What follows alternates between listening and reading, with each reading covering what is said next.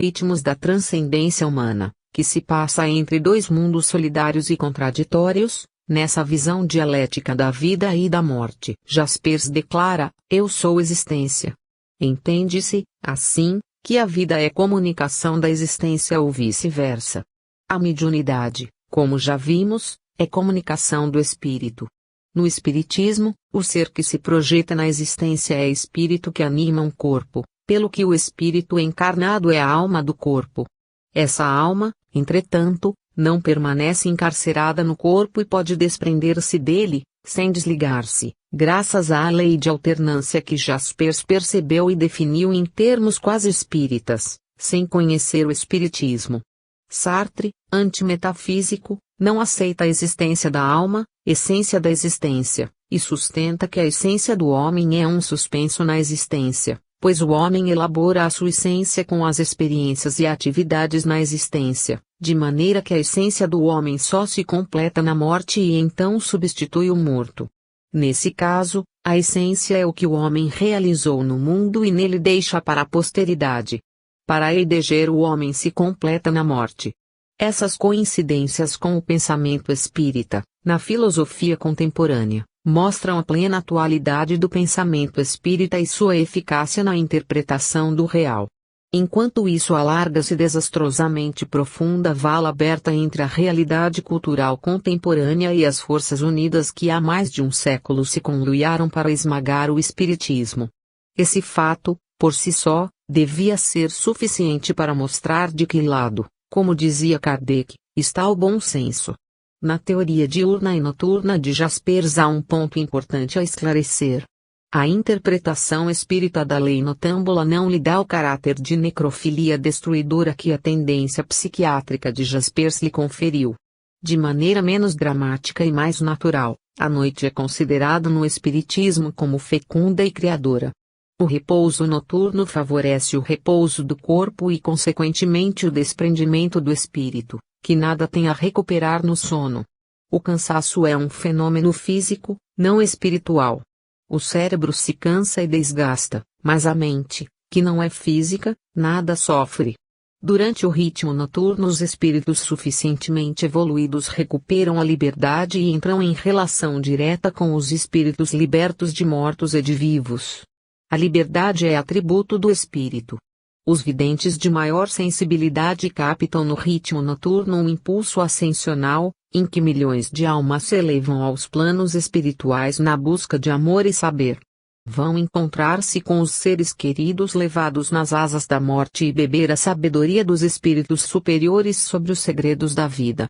O que levou Jaspers à ideia de um sentido necrófilo e destruidor no ritmo noturno foi certamente a impressão de que os homens se entregam a uma espécie de negação da vida, fechando-se no sono ou entregando-se a ações degradantes, acobertados pela escuridão. Essa é a falsa impressão das aparências.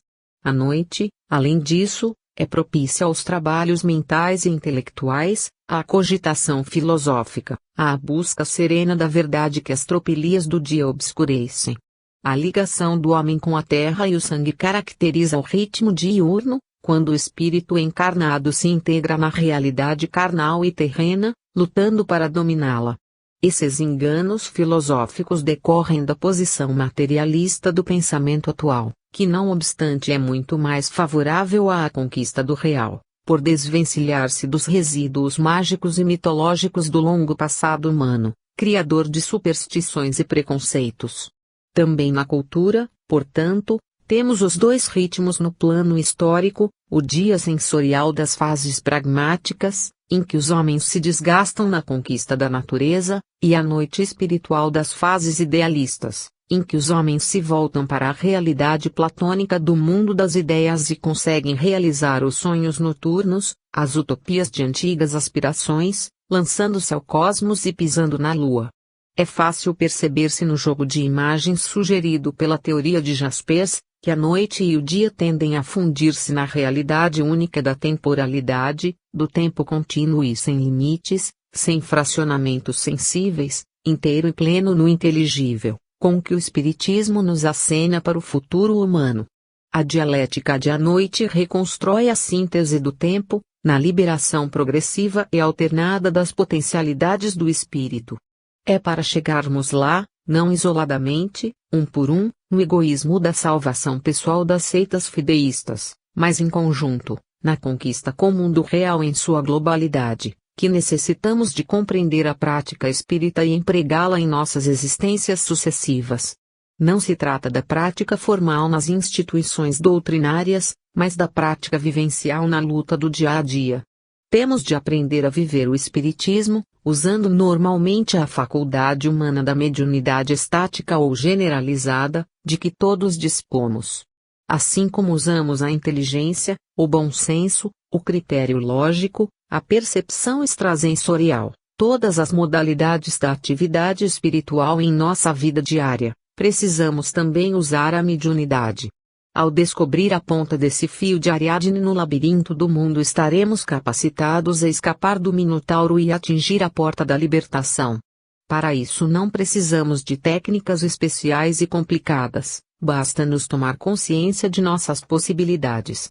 A mediunidade não nos foi dada para falar com os mortos, pois os mortos estão mortos e não falam. São cadáveres que as entranhas da terra devoram lentamente nos cemitérios ou apenas a cinza sutil das cremações. A mediunidade nos liga aos espíritos, que são os vivos libertos da matéria densa e em plena atividade na face espiritual do mundo, que só não percebemos porque vivemos imantados ao magnetismo terrestre. Temos de perceber a função discriminadora da consciência e aprender a usá-la em todos os instantes, com a mesma naturalidade e continuidade com que usamos as funções mentais. Quando fazemos isso, o mundo se transforma ao nosso redor e o espiritismo nos aparece transfigurado como Cristo no Tábor.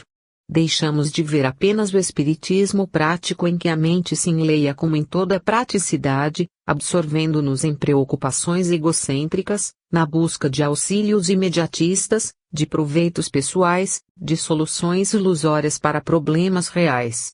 Deixamos de ser os choramingas e pedintes de todos os instantes, de olhos vendados pelo medo, e aprendemos a encarar a vida com a mente aberta e confiante, não mais confinada em nossas preocupações imediatistas, não mais presa na teia da avareza, da ganância, da rivalidade, das disputas vaidosas.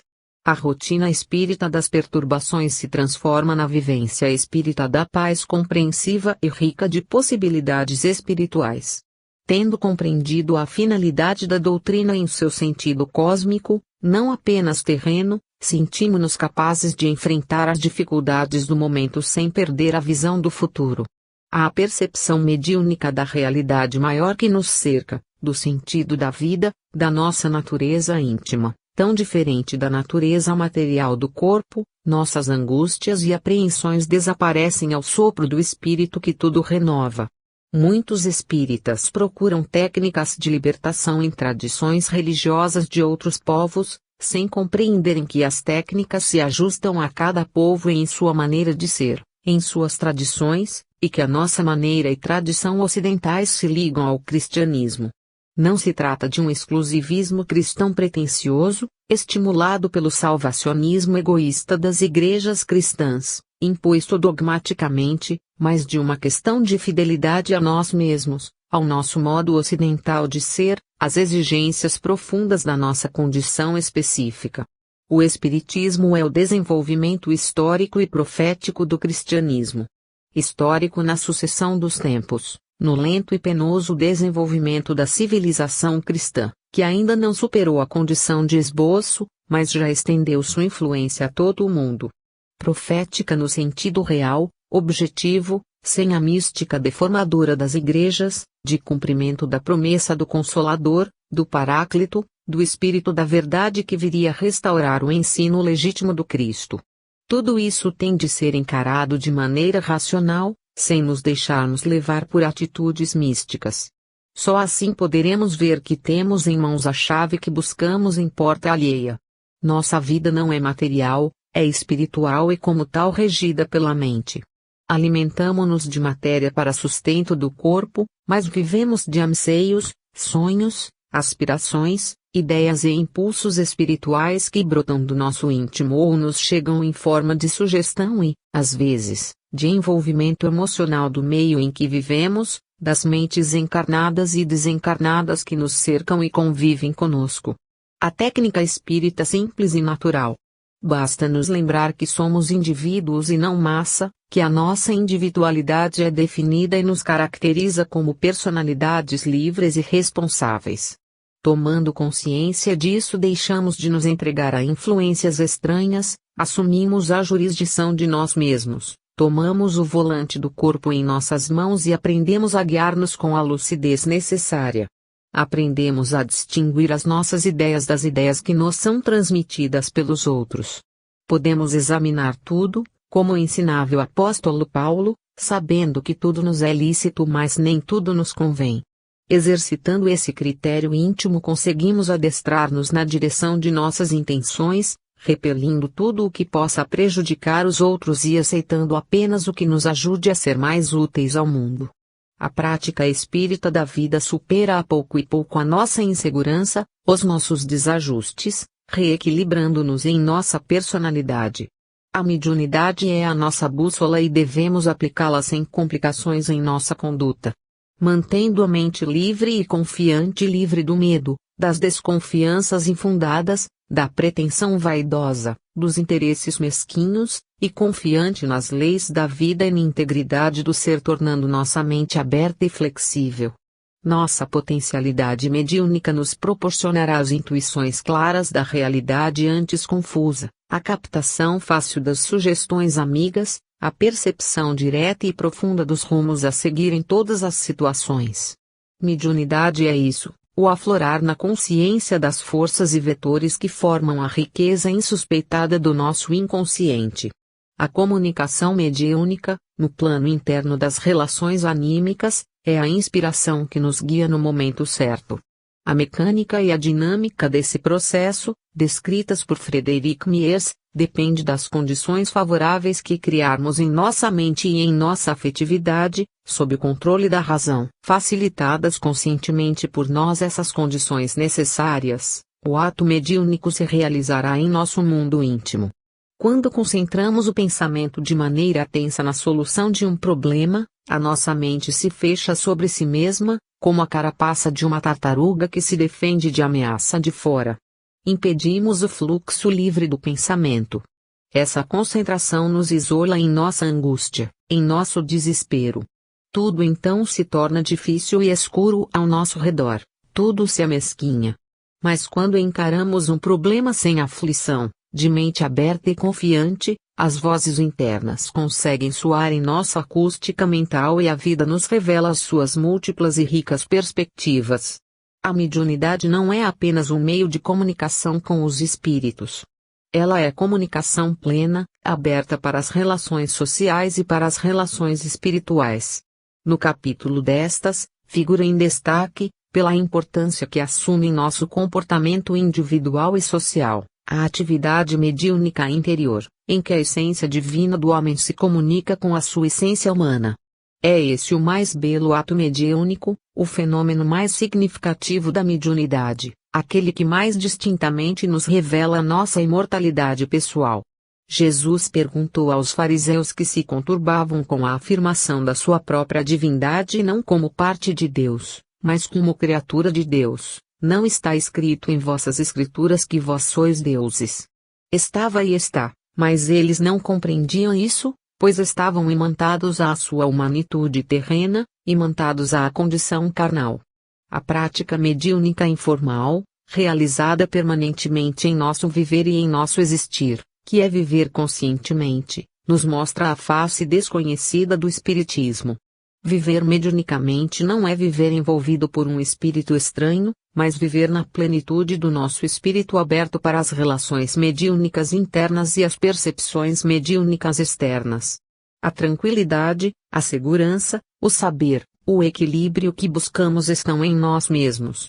Podemos e devemos ser os médiuns da nossa natureza divina, soterrada em nós pelo nosso apego aos formalismos, à magia sacramental e à idolatria. Essas coisas não são condenáveis pelo que são, mas pelo que não são. Elas nos iludem com as suas fantasias e nos desviam da confiança em nossa divindade. A lição de Kardec é clara e tirada de seus estudos, de suas pesquisas, de sua observação, de sua inteligência genial, ritos e palavras mágicas, sinais, objetos sagrados, danças e cantos, queima de velas, plantas, pólvora e outros ingredientes nada valem para os espíritos.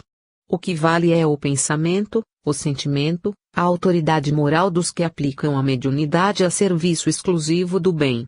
Enquanto não compreendermos essa verdade, não compreenderemos também o Espiritismo e não saberemos praticá-lo, como as gerações de 2000 anos, com seus teólogos e ministros de Deus, não compreenderam o cristianismo. Nossa divindade interna é potencialidade, não ato. Mas quando nos afastamos das exterioridades e procuramos a verdade em nosso coração e em nossa mente, de maneira sincera, a nossa divindade se atualiza em nós, transforma-se em ato, em realidade e nos coloca acima de todas as fantasias ilusórias dos tempos primitivos. A mediunidade se abre para as intuições da verdade, ou seja, daquilo que realmente existe, iluminando a nossa existência e afastando-nos da vaidade pretensiosa, do orgulho vazio, das encenações ridículas. Os espíritos superiores, diz Kardec, são como os homens superiores, não se interessam por fantasias e não se interessam por nossos louvores interesseiros.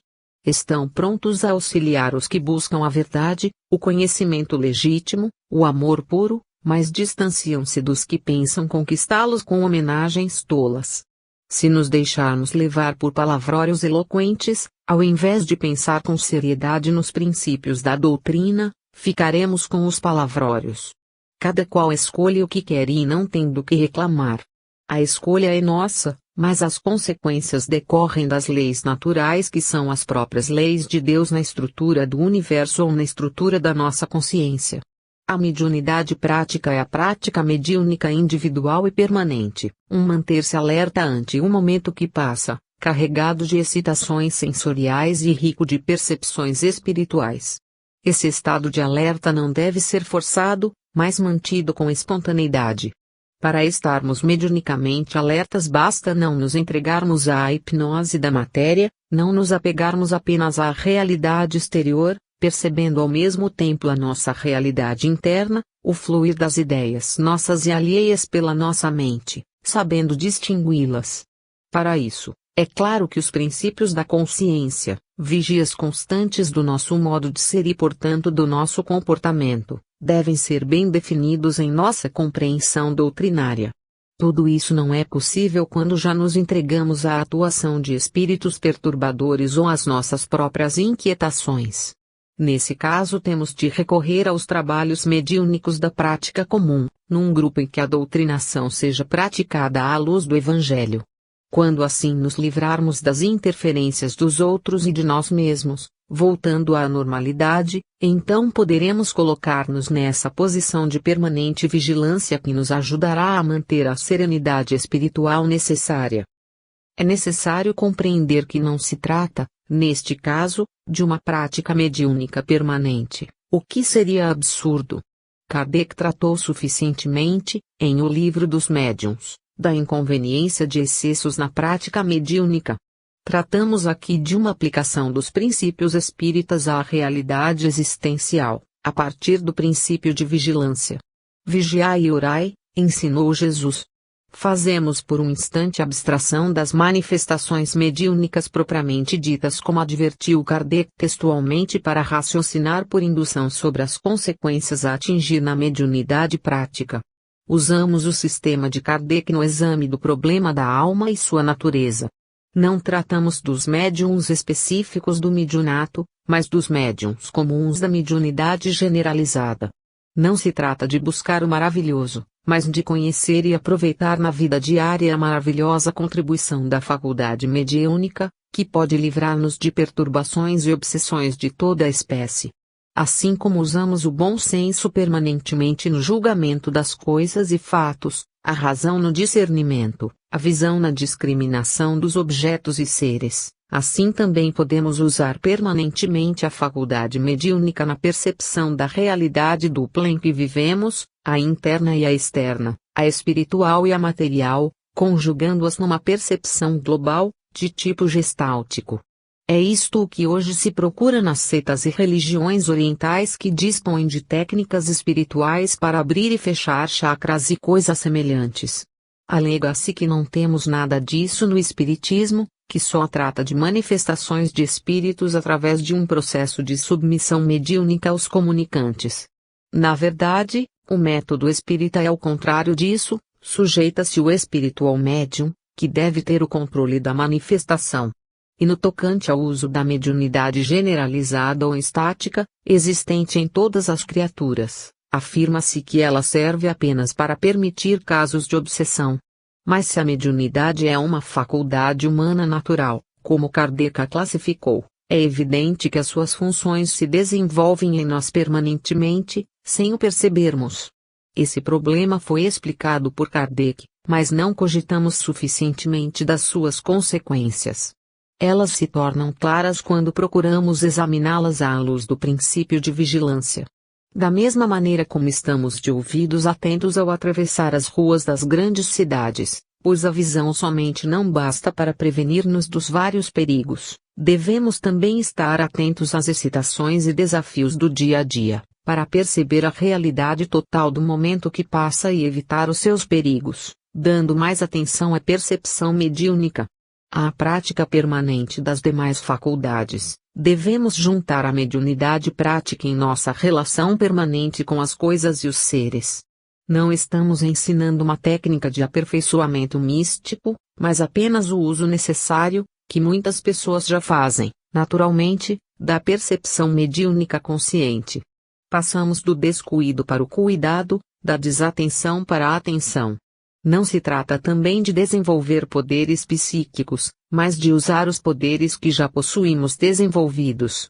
O que acontece no meio espírita é uma acomodação aos princípios doutrinários mal conhecidos, sem a preocupação do estudo global e sistemático, para a mais profunda compreensão da doutrina. Esse comodismo favorece o aparecimento de pretensas inovações doutrinárias, sem a assimilação do espírito da doutrina. Por outro lado, a fuga deprimente dos comodistas para o sincretismo e suas práticas primárias do mediunismo. Para modificar essa situação temos de agitar as águas no bom sentido, chamando a atenção para aspectos da doutrina que passam inteiramente despercebidos. Entre esses está o da mediunidade generalizada que procuramos tratar neste capítulo em primeira abordagem. Podemos ir ainda mais longe e perguntar: quem se conhece a si mesmo e pode avaliar-se com segurança? Se os nossos estudos e as nossas práticas espíritas ainda não nos deram sequer a compreensão da inferioridade do nosso planeta, da precariedade dos juízos humanos, da nossa incapacidade para dominar os problemas de ordem superior do plano espiritual, é evidente que precisamos de uma revisão imediata e profunda da nossa posição doutrinária. Nessa mesma linha de pensamento devemos encarar os problemas do conhecimento de nossas encarnações anteriores. Essa questão vem também servindo como possível critério avaliativo de médiuns e pregadores. Estes, por sua vez, encontram apoio para sua possível autoridade na doutrina em suas possíveis lembranças de vidas anteriores. Mas de que recursos dispomos para penetrar com segurança nesse problema, investigando as nossas vidas passadas e até mesmo as vidas passadas dos outros?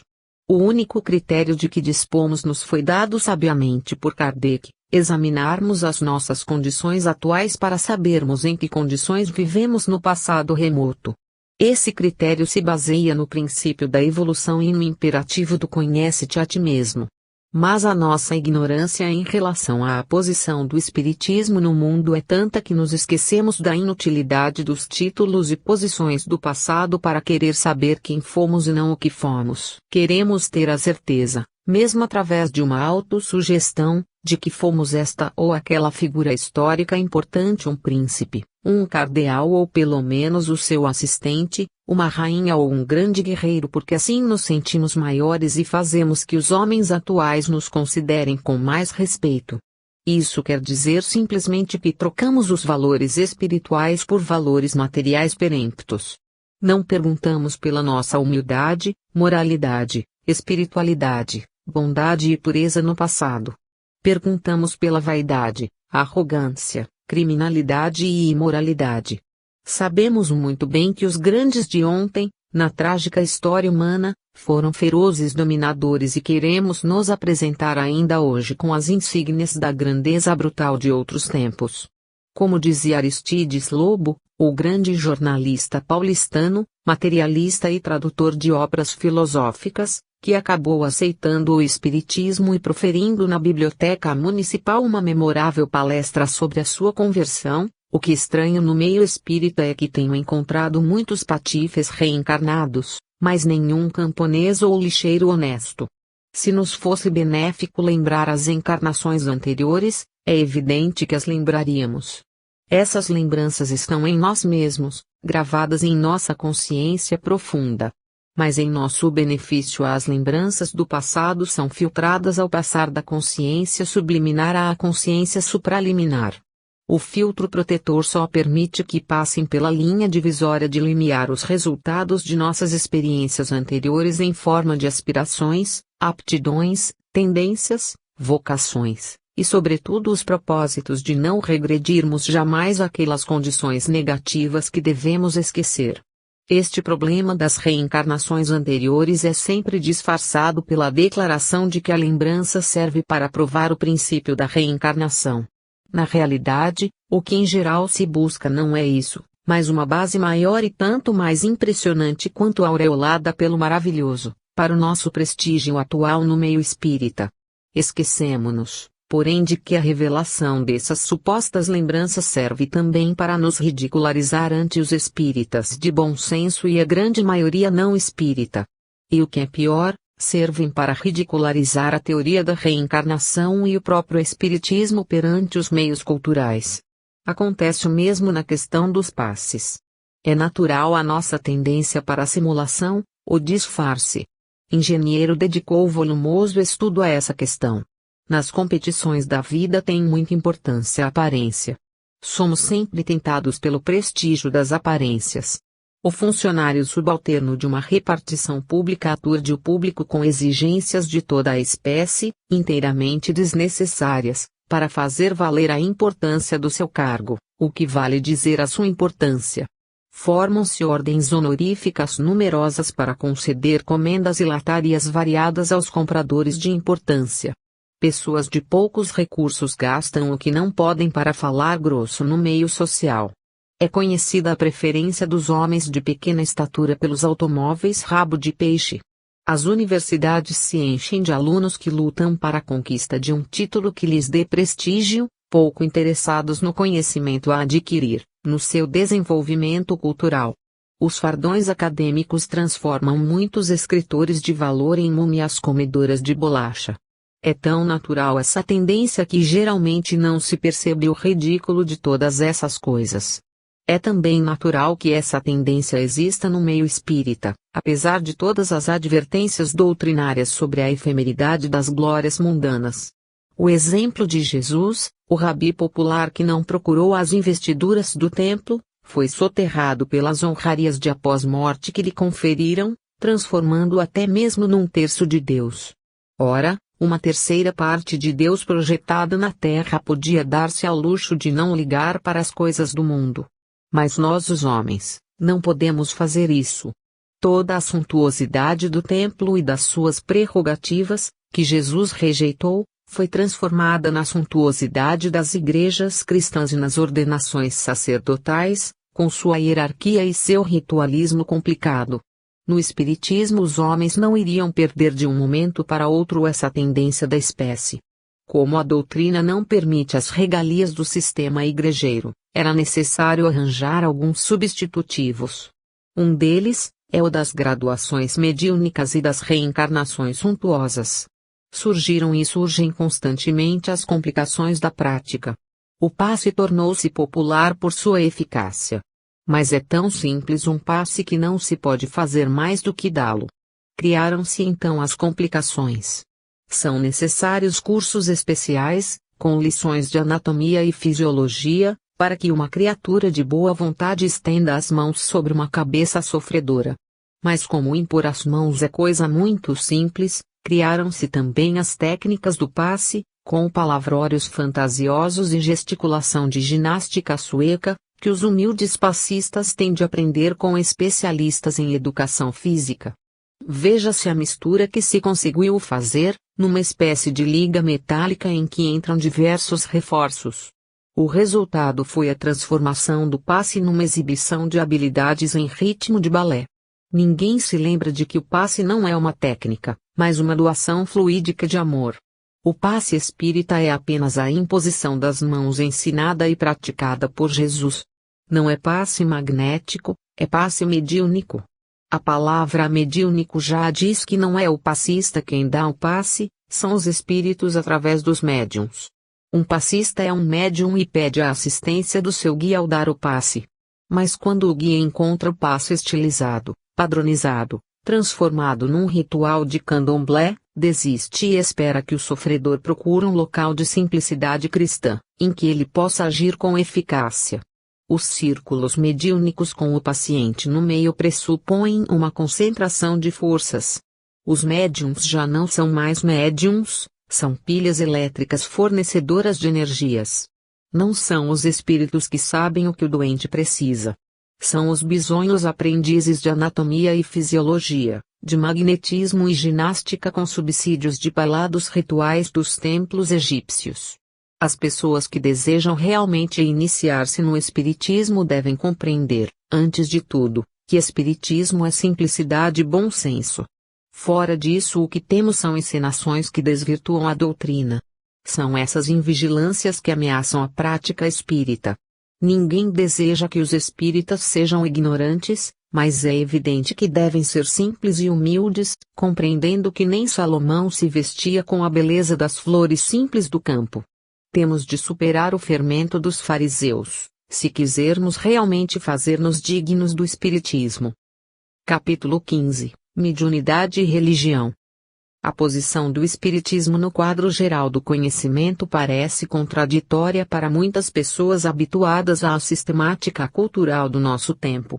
Algumas consideram utópica ou absurda a ligação das áreas clássicas da ciência, da filosofia e da religião num sistema doutrinário geral. Mas a teoria do conhecimento, gnoseologia ou epistemologia, tem como objeto precisamente essa ligação, necessária à elaboração de um sistema geral do saber. O próprio aparecimento da filosofia das ciências e da psicologia da religião evidenciam essa exigência da evolução cultural. E há exemplos históricos recentes que não podem ser negligenciados pelos estudiosos. O positivismo de Augusto Comte, fundado nos dados da ciência, pretendia arquivar a metafísica e toda a religiosidade, mas acabou levado pelas exigências sociais, a necessidade de manter uma ordem social de fundamentos morais, ao desenvolvimento de uma religião da humanidade, em que o anseio do positivo concreto se pulverizou na concepção abstrata e metafísica da Deus-humanidade. O culto positivista revestiu-se de todos os aspectos das chamadas religiões positivas, com templos e rituais, inclusive a celebração da missa positivista.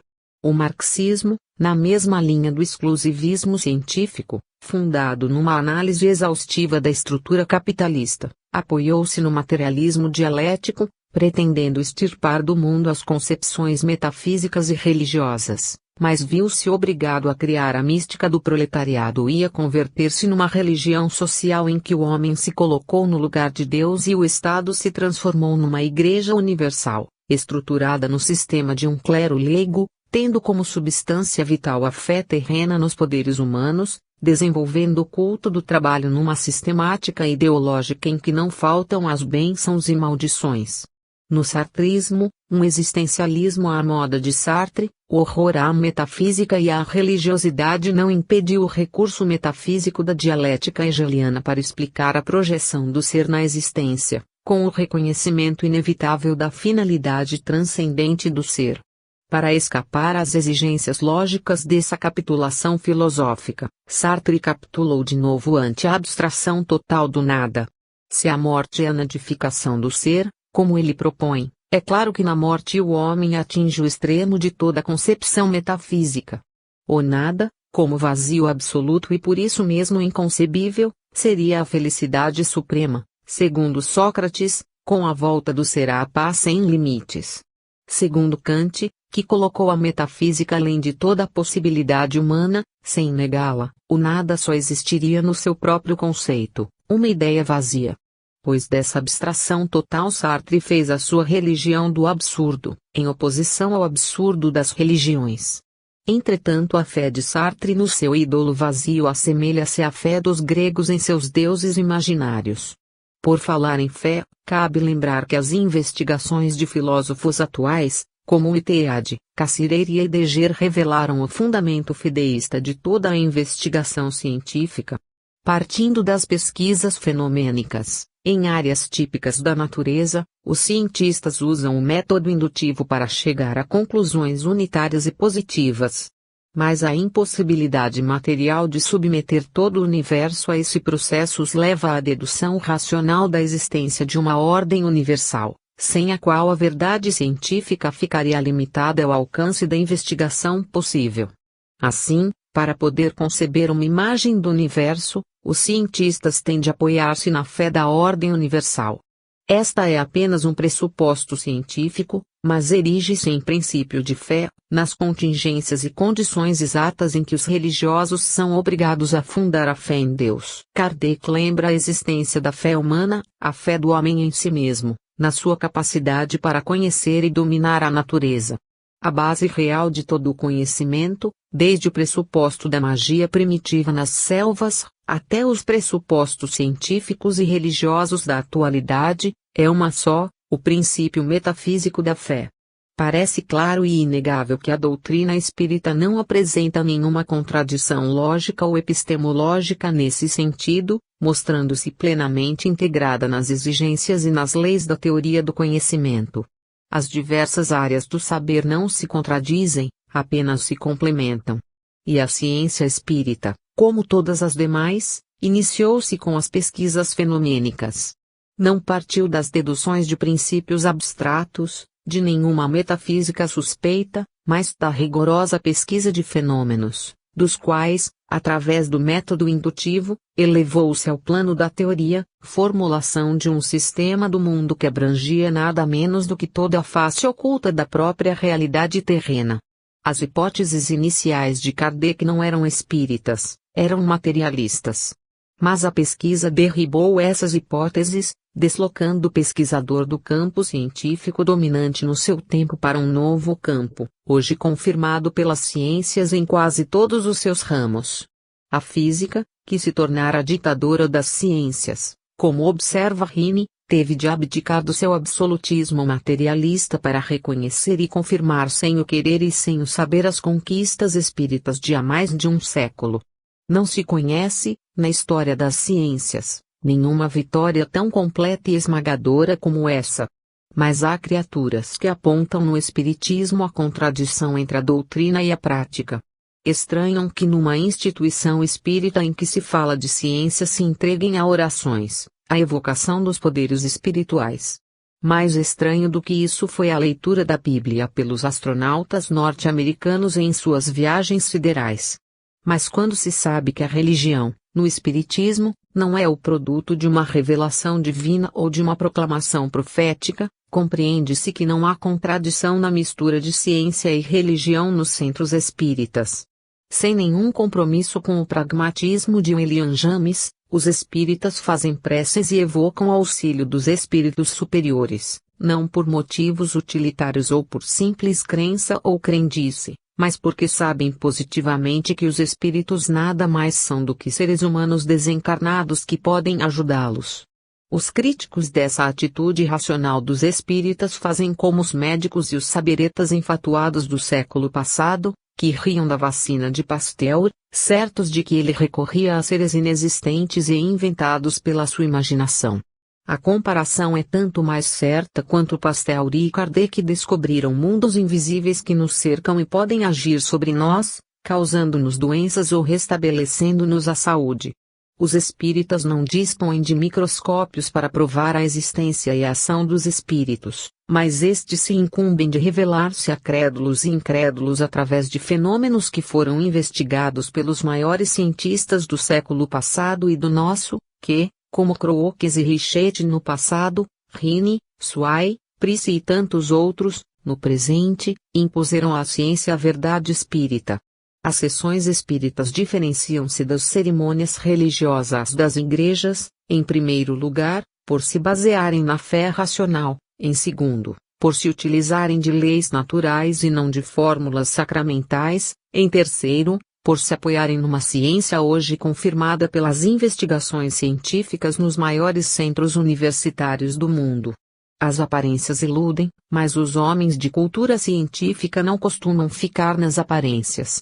A prece espírita não se funda na suposição de sua eficácia milagrosa, o que vale dizer mágica, ou psicológica, sugestiva, mas na certeza da ação conhecida de leis naturais que estruturam a realidade visível e invisível em que vivemos. O físico e o químico não usam rituais para obterem os fenômenos que desejam. Usam os instrumentos e os ingredientes necessários. Os espíritas também não possuem rituais, não creem no suposto poder das fórmulas mágicas, mas usam os instrumentos e as energias necessárias à produção dos resultados que buscam.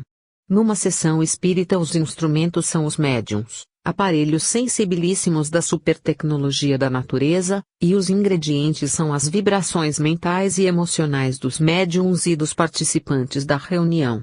E assim como o físico e o químico obtêm os resultados desejados, desde que as condições exigidas tenham sido cumpridas, assim também os espíritas, dentro das condições necessárias, obtêm os efeitos e os fenômenos que desejam. A física revelou a existência e o poder dos campos de força, dos fluxos de energia, das correntes elétricas e magnéticas e mostrou como podemos produzi-los, controlá-los e aplicá-los. A ciência espírita fez o mesmo com as energias mentais, afetivas, volitivas da mente e de todo o psiquismo humano. Um espírita estudioso, conhecedor de sua doutrina e experiente nas práticas mediúnicas, sabe como lidar com essas forças e como utilizá-las. A fé que o anima não é cega e formal, dogmática e emocional. É a fé do cientista em sua ciência, racional, experimental, comprovada em milhões de aplicações eficazes em todo o mundo. Mesmo as criaturas incultas e inscientes, mas experientes, guiadas pelo bom senso, agem com o devido critério e obtêm resultados muitas vezes assombrosos. Os benefícios da ciência, uma vez divulgados os meios de obtê-los, são acessíveis a todos. Havendo seriedade e desejo real de servir, consciência de suas limitações, o que vale dizer humildade, qualquer pessoa inteligente e honesta pode utilizar-se dos recursos científicos mais conhecidos, excluídos os casos de especialidades superiores, obtendo resultados satisfatórios. A ligação da ciência com a religião permite essa franquia maior a todas as criaturas de boa vontade, que só querem servir e não explorar o próximo.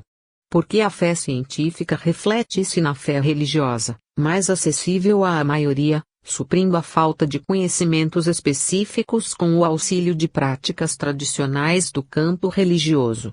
Uma sessão espírita começa geralmente pela prece do Pai Nosso, dita por uma pessoa, com acompanhamento apenas mental da assistência. Onde se usa o acompanhamento oral, em tom de ladainha, está evidente a influência de religiões de origem do dirigente, ou dirigentes. Um observador estranho, que a assiste pela primeira vez, acha que o espiritismo não passa de uma seita cristã e ingênua. Mas um espírita conhecedor da doutrina poderá explicar-lhe a razão do fato. A prece do Pai Nosso não tem nenhuma influência mágica especial. Tem apenas, a seu favor, o fato de figurar nos evangelhos como prece ensinada pelo Cristo, o que a transformou numa prece tradicional e obrigatória em todo o cristianismo. Ela não é imantada por nenhum poder misterioso, mas tem a carga emotiva de uma tradição de 2000 anos. À semelhança do soneto, que na poesia resiste a todas as inovações, o Pai Nosso tornou-se uma forma psicoemotiva, uma estrutura oral introjetada no inconsciente cristão coletivo. A introjeção técnica da psicanálise corresponde a uma absorção emotiva realizada pelo inconsciente. A forma ou emoção assim absorvida permanece no inconsciente como uma espécie de arquétipo correspondente a exigências psicológicas ou espirituais da espécie humana. Nas sessões espíritas há duas realidades que devem ser levadas em conta: a presença humana material e a presença humana espiritual. Espíritos encarnados e desencarnados mostram-se sensíveis à prece do Pai Nosso, que lhes dá maior confiança e segurança no decorrer dos trabalhos mediúnicos. A prece não é dita apenas por formalismo ou superstição. Há um motivo psicológico e espiritual para essa prática marcar o início e o fim das sessões. Muitas entidades espirituais perturbadas se acalmam ao ouvi-la e o clima da sessão se torna mais favorável aos resultados esperados. O dirigente, declarando iniciados os trabalhos mediúnicos, pede a todos os presentes que elevem o seu pensamento a Jesus. Outro motivo de escândalo para o observador leigo. Mas a figura de Jesus é também um arquétipo, uma forma introjetada. A concentração mental que favorece o clima de recolhimento, um dos ingredientes da sessão, exige que todos dirijam o seu pensamento para um alvo superior. Pensar em Deus é mais difícil, pois a maioria pensaria apenas numa palavra. A concentração não é individual, mas coletiva. Todos os presentes pensando em Jesus, o pensamento de todos se concentra numa ideia definida e respeitada por todos. Não se trata também de uma fixação mental da figura de Jesus. Os dirigentes avisados explicam que ninguém deve fixar uma imagem, pois isso exigiria esforço mental cansativo, tensão mental contrária ao fim desejado, que é a criação e manutenção de um ambiente fluídico, ou seja, de vibrações serenas e estimuladoras.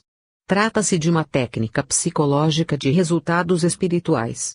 Na doutrinação, esclarecimento dos espíritos perturbados, que perturbam pessoas presentes ou ausentes, o nome de Jesus e os seus ensinos serão constantemente lembrados, não por formalismo, mas porque essas lembranças tocam a sensibilidade dos espíritos.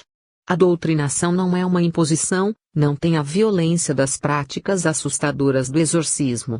Trata-se de uma técnica persuasiva, tipicamente psicológica, visando desviar a mente dos espíritos doutrinados das ideias fixas a que se apegam obstinadamente. Desviada a orientação mental das imantações ao ódio, à vingança, à perversidade, ou mesmo a intenções sectárias e fanáticas, ou ainda as lembranças da vida que se findou, a lembrança do corpo já transformado em cadáver, a mente do espírito se torna acessível às renovações necessárias que o levarão à normalidade. Esses problemas não são compreendidos até mesmo, às vezes, por antigos adeptos e praticantes da doutrina. Kardec os explicou reiteradamente, mas muitos espíritas preferem a leitura de livros fantasiosos aos de doutrina e particularmente de O Livro dos Médiuns, indispensável a todos os que exercem funções doutrinárias ou mediúnicas. Além disso, o estudo doutrinário exige ponderação, reflexão, desejo verdadeiro de penetrar na problemática espírita para compreender, não apenas este ou aquele ponto, mas a profundidade da doutrina, suas implicações com a cultura do nosso tempo e as perspectivas imensas que abre para o futuro humano. Sem esse interesse encarado com dedicação e humildade, os estudantes passam pela doutrina como gatos sobre brasas, saindo apenas chamuscados e, o que é pior, convencidos de que dominaram o assunto.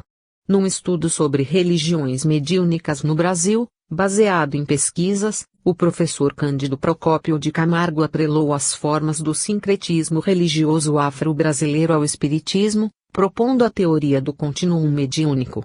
Esse contínuo realmente existe, mas não caracteriza apenas as áreas indicadas. As manifestações mediúnicas são universais e de todos os tempos.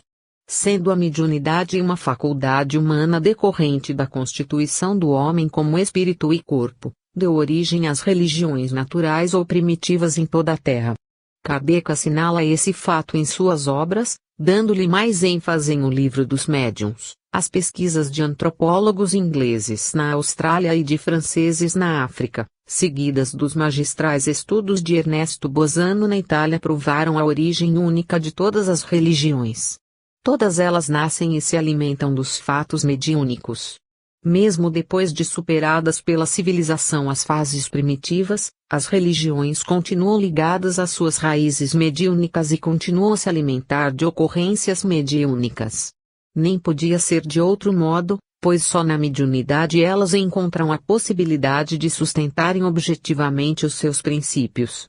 A Igreja Católica suspendeu o culto pneumático das igrejas apostólicas, que consistiam nas manifestações dos espíritos, do grego, pneuma, e eliminou o dogma da reencarnação. Mas não conseguiu retirar dos textos sagrados do judaísmo e dos evangelhos esse princípio. Interpretações teológicas fizeram o mesmo nas igrejas da Reforma. Não obstante, a própria eleição dos papas católicos guarda ainda hoje sua ligação com a mediunidade. Formalmente, a escolha do novo Papa depende de inspiração do Espírito Santo. Nas igrejas protestantes e nas seitas do tempo apostólico ainda sobreviventes, a manifestação do Espírito faz parte integrante e essencial do culto. As aparições de santos e anjos são consideradas como válidas em todo o mundo cristão, judeu e islâmico. O Corão 3 é um livro psicografado. O exorcismo judeu é feito para afastar o diabo-que, alma penada que perturba as criaturas humanas. Todas as religiões antigas, como assinala Kardec, inclusive as mitológicas, com seus oráculos e pitonisas, eram mediúnicas. As seitas japonesas infiltradas no Brasil são tipicamente mediúnicas. As práticas indianas da yoga entremeiam-se de surpreendentes manifestações de espíritos. Os sacramentos das religiões mais refinadas estão carregados de magia, de heranças mágicas do mediunismo primitivo. Não se pode fazer uma discriminação de religiões mediúnicas típicas, que não encontre apoio na realidade histórica e antropológica. Proposições discriminatórias só servem para confundir o problema, em que pesem as boas intenções do autor ou autores. Os fenômenos mediúnicos estão por toda parte, embora a mediunidade só tenha alcançado cidadania no mundo civilizado através do espiritismo e das ciências psíquicas por ele provocadas. A psicografia espírita, muito divulgada em todo o mundo, opõe-se à psicografia católica, com alguns volumes já traduzidos entre nós. E, como disse Chico Xavier num programa de televisão de grande audiência, o próprio Moisés psicografou no Sinai as tábuas da lei. Capítulo 16 – Problemas da desobsessão. Se a obsessão, como diz Kardec, figura em primeiro plano entre os escolhos da prática mediúnica, não é menos verdade que constitui o mais complexo problema do campo doutrinário. A classificação sumária de Kardec em 3 tipos sequentes de obsessão, a obsessão simples, a fascinação e a subjugação, abrange todo o quadro dos processos obsessivos. Mas há questões que precisamos encarar em nosso tempo com o máximo de atenção, pois no aceleramento atual da fase de transição que atravessamos, a obsessão abrange todos os setores das atividades humanas, apresentando facetas novas que levam alguns espíritas afoitos a formularem teorias estranhas a respeito. Já vimos que a obsessão decorre de fatores vários e apresenta modalidades bem diferenciadas. A obsessão tornou-se o mal do século e a desobsessão precisa ser tratada com extrema dedicação pelas instituições doutrinárias, dentro das normas científicas da doutrina, sem desvios para interpretações pessoais desprovidas de uma sólida base experimental. As técnicas psicológicas e psiquiátricas de restabelecimento do equilíbrio dos pacientes não dão resultados satisfatórios, quando se trata realmente de obsessão. As sessões mediúnicas de doutrinação comum são de grande importância para a prevenção de obsessões e para o restabelecimento final dos casos agudos. Os que hoje as menosprezam por considerá-las ridículas e portanto nefastas ao bom conceito da doutrina, simplesmente não sabem o que fazem. Há uma conjugação natural entre as sessões de doutrinação e as sessões de desobsessão, pois cabe às primeiras prevenir e até mesmo impedir os casos obsessivos. É bom lembrar aos críticos dessas sessões tradicionais a prática da terapia de grupo, com o desenvolvimento de psicodramas derivados das sessões espíritas. As técnicas psicanalíticas devem muito ao espiritismo, pois Freud tinha apenas 1 ano de idade quando Kardec acentuou a importância do inconsciente nas chamadas psicoses e neuroses, praticando a catarse em maior profundidade do que a da catarse psicanalítica freudiana. Os que temem a ocorrência de comunicações anímicas nessas sessões desconhecem o problema do animismo em suas relações com a obsessão.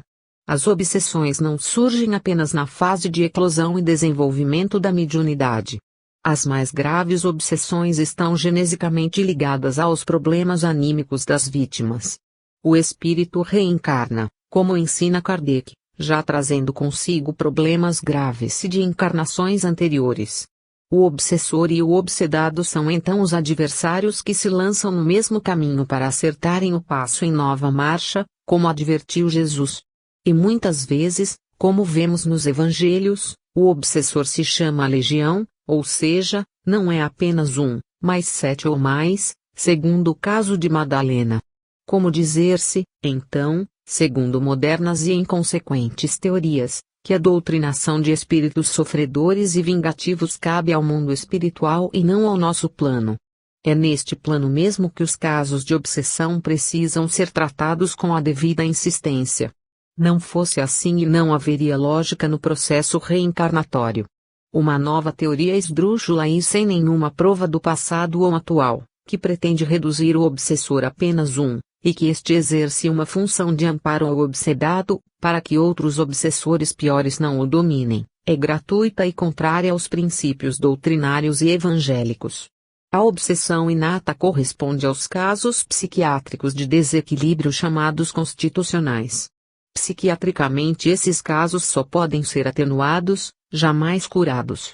Mas, para a ciência espírita, esses casos não são constitucionais e podem ser curados com o afastamento do obsessor.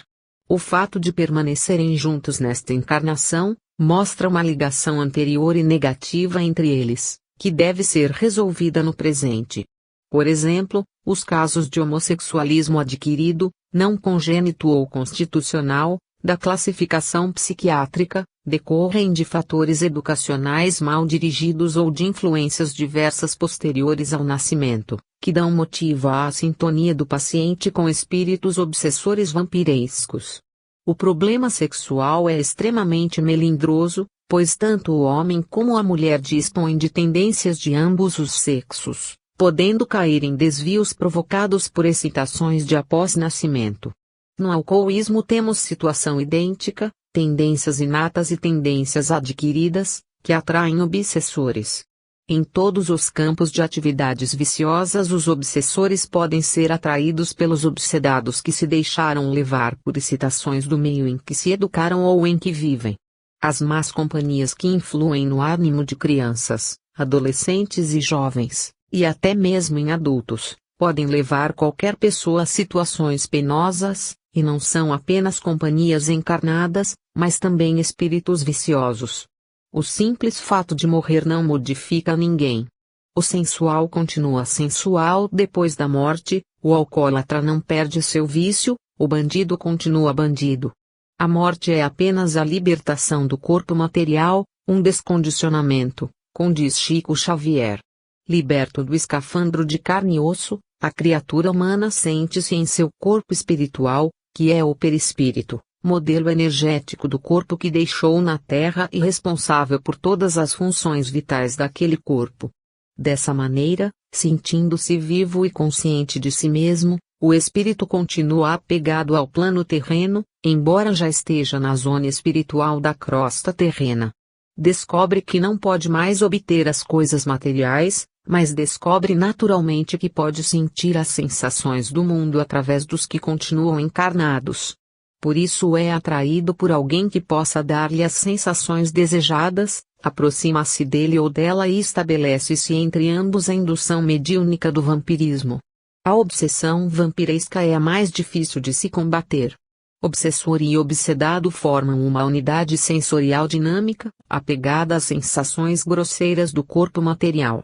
O cadáver do obsessor se desfaz na terra, mas o corpo do obsedado socorre às exigências sensuais do desencarnado. É isso o que o povo chama de encosto, um espírito inferior que se encosta numa pessoa. Forma-se o automatismo da indução, o espírito deseja as sensações e esse desejo se transmite ao ser encarnado que procura satisfazê-lo. Estabelecido esse ritmo de trocas, um pertence ao outro e dele depende. A desobsessão é dificílima nesses casos, pois ambos são criaturas humanas dotadas de livre-arbítrio. Se os dois recusaram a doutrinação, esta muitas vezes